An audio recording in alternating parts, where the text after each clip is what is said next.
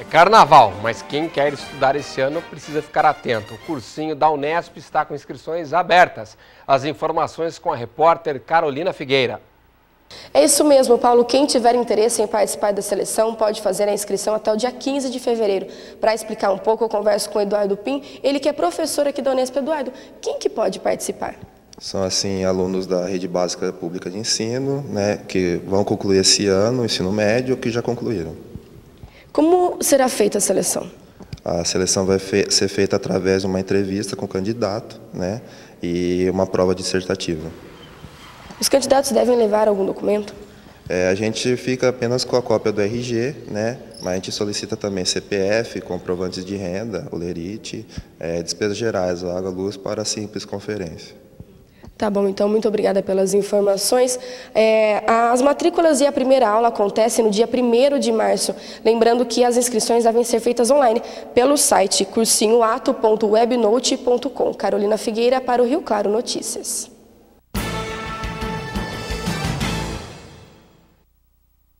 Fim de semana de carnaval, mas tem futebol, só que os times de Rio Claro não vão jogar não, é isso, né, Rafael? Exatamente, Rio Claro e Velos só na quarta-feira de cinzas, viu, Paulo? Mas tem Paulistão do mesmo jeito, né? Antes de falar dos jogos do fim de semana, vamos falar das partidas de ontem.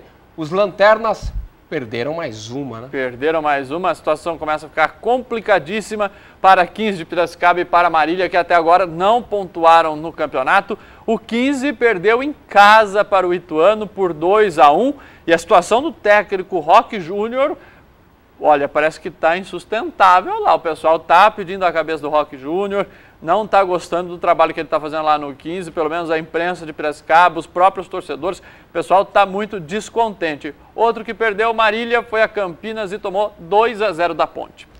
Na verdade, aí são resultados, falando de maneira local, para o Rio Claro, uma beleza, né? O pessoal lá de baixo tem que perder, né? Exatamente. Pra classificação dos times se bem que esse jogo da Ponte com a Marília, de repente um empatezinho ali seria bom para o Rio Claro, porque a Ponte está no mesmo grupo. Então, se o Rio Claro pensar, por exemplo, em classificação, né, dentro do grupo B, a Ponte Preta, com esse resultado, ela fica ali, né, dá mais trabalho para o Rio Claro. Se um empate teria sido melhor para o Galo Azul nesse caso. Mas é lógico, pensando em rebaixamento, derrota de quem está lá embaixo, muito melhor. Muito melhor. Mas o Rafael está pensando lá na frente, na classificação, tá certo, Rafael.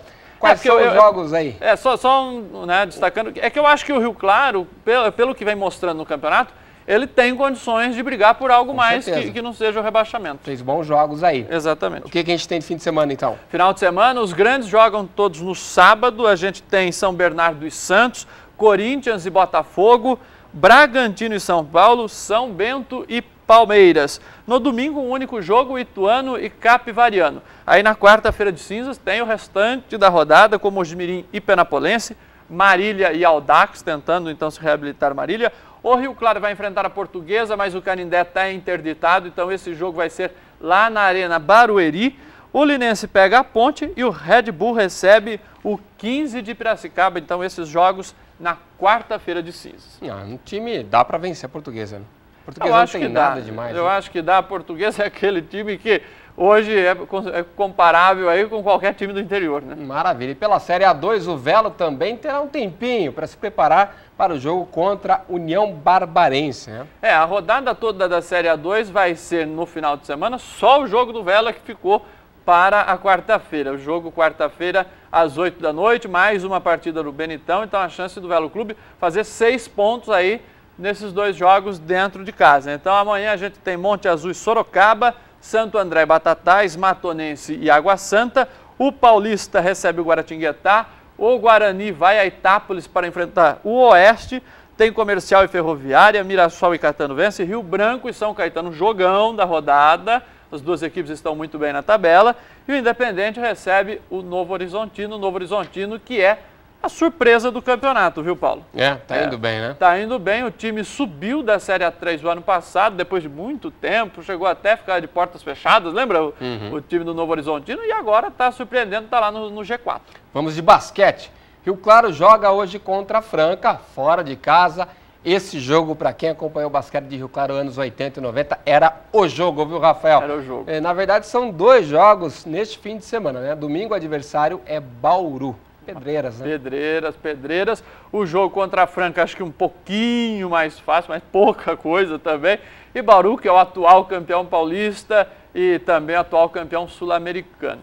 Um destaque negativo para o time do Rio Claro, que é a contusão do Duda Machado. Ele teve uma lesão no pulso durante a partida contra a Mogi das Cruzes na semana passada, né? Ele sofreu uma falta, caiu em cima da mão, precisou ser levado para o hospital ainda lá em Mogi e está com essa contusão. Não foi fratura, é um problema nos ligamentos. Conversei agora há pouco com o técnico Marcelo Tamião, porque tem muita conversa de que o Duda estaria fora do NBB, que levaria 4 meses para se recuperar, que precisaria passar por uma cirurgia. Marcelo Tamião me disse o seguinte: olha, eu prefiro não falar em boatos, prefiro falar naquilo que eu tenho de momento que os médicos passaram. Por enquanto, os médicos estão aguardando o exame. Então, ele falou assim, acredito que antes que ele volte ainda para o campeonato. Ele falou agora, se o exame provar que vai ter que passar por cirurgia, aí ele deve ficar fora mesmo. É desfalque importante, o Duda que cresceu. Né, sob a batuta aí do Tamião, a gente viu que o Duda deu uma deslanchada aí à frente do time. E é um jogador experiente, né? Com certeza. Mais alguma coisa de hoje aí, Rafael? Por hoje é só. Agora, quando que a gente vê? Na quarta-feira? Quarta-feira, né? Bom carnaval para o Rafael Perobon aí, que vai estar na avenida, né, Rafael? Sábado, domingo, segunda na apuração, terça no desfile das campeãs, a gente vai se vendo todo dia. O esporte do Rafael esse final de semana é só no Samba no Pé. É samba. Valeu, Rafael. Até lá. Desta sexta-feira amanheceu ensolarado em Rio Claro. A previsão aponta a possibilidade de pancadas de chuva à tarde e à noite.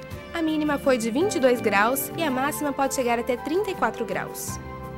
Rio Claro no sábado deve ter sol com aumento de nuvens pela manhã e pancadas de chuva à tarde e à noite.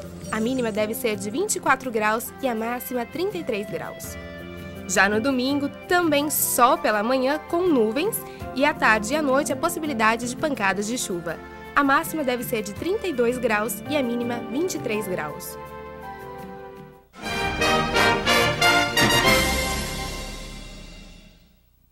Sexta-feira tem Direito do Consumidor. Doutor Euclides Jutikoski já está aqui comigo. Tudo bem, doutor? Tudo bem. Boa tarde para todos. Hoje a gente vai falar da questão das dívidas, né? Da prescrição das dívidas. Existem prazos aí, geralmente estipulados por lei, doutor, com relação a contas que não foram pagas lá atrás? Sim.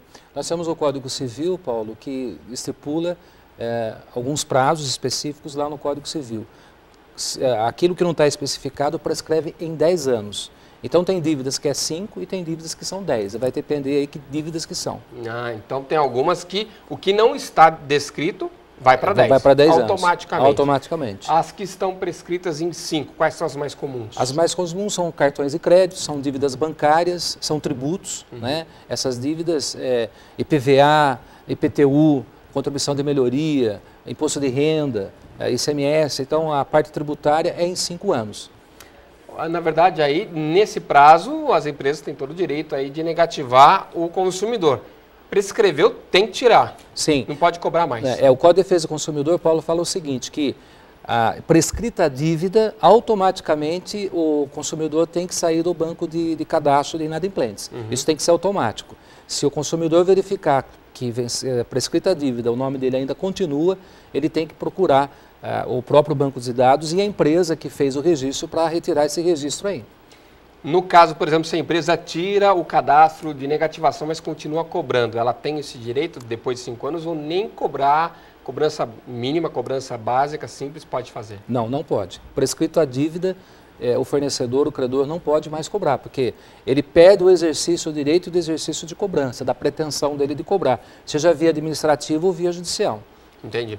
Agora, dívida de telefonia, por exemplo, de água, de luz, elas entram nesses cadastros de 5 anos ou não? Não, elas têm um prazo maior. Paulo, contas de água, energia elétrica e telefone, elas têm prescrição de 10 anos, principalmente as contas de energia, elas prescrevem 10 anos. É interessante que todos guardem, né, esses comprovantes, embora as empresas são obrigadas por lei, a começo de ano, a encaminhar para os consumidores, né, a quitação de todas as operações do ano anterior. Mas mesmo assim nós orientamos que se guardem os recibos, né, os comprovantes de pagamento. Prestação de serviço também entram nesse rol de 5 anos ou não? Não, entra no rol de 5 anos. Prestação de serviço, serviços como um todo, né, prescreve em 5 anos a cobrança. Agora, o consumidor, nesse interim, por exemplo, antes desses 5 anos, né, ele pode ser acionado judicialmente pela dívida? A empresa pode acelerar esse processo para evitar a prescrição? Pode. Durante o prazo de 5 anos, se ela promover a ação, aí interrompe a prescrição e a ação judicial de cobrança continua. Então, ela pode promover a ação até o prazo de prescrição. Qual que é a principal orientação para o consumidor, então, doutor? Ficar de olho, ele ter esse controle, por exemplo, de se está prescrevendo e se ele pode... Seria mais interessante ele negociar antes para evitar uma ação? Sim. De repente, perto da prescrição, a empresa vai lá e aciona judicialmente? É sempre interessante que ele procure o credor e componha com o credor, faça uma negociação nas condições que ele possa, para evitar qualquer problema. Porque a empresa pode mesmo promover uma ação de cobrança e daí vir um processo judicial, aí fica mais complicado, né? Aí não tem essa de, prescreveu, se está com ação, Sim. Deu 5 anos, mesmo assim, a ação está correndo, então Tá vale a ação. Agora, precisa também tomar cuidado, Paulo, que é o seguinte, às vezes o débito está prescrito e a pessoa paga. Tem direito à restituição, à devolução? Não tem. Pagou, né? pagou. Pagou. Porque a prescrição é o exercício do direito que o credor tem para cobrar. Agora, se o consumidor, depois que venceu, depois de prescrito, ele vai lá e paga, né, então ele não tem mais direito à devolução. Então, precisa verificar. Às vezes tem agências de cobrança indevidamente cobrando título depois de vencido e às vezes o consumidor mal orientado, né, que não conhece, acaba pagando dívida já prescrita. Doutor, muito obrigado pela sua participação e desejo um bom descanso aí no feriado de Carnaval. Para todos nós, uma boa tarde a todos. Até a próxima semana. Até mais.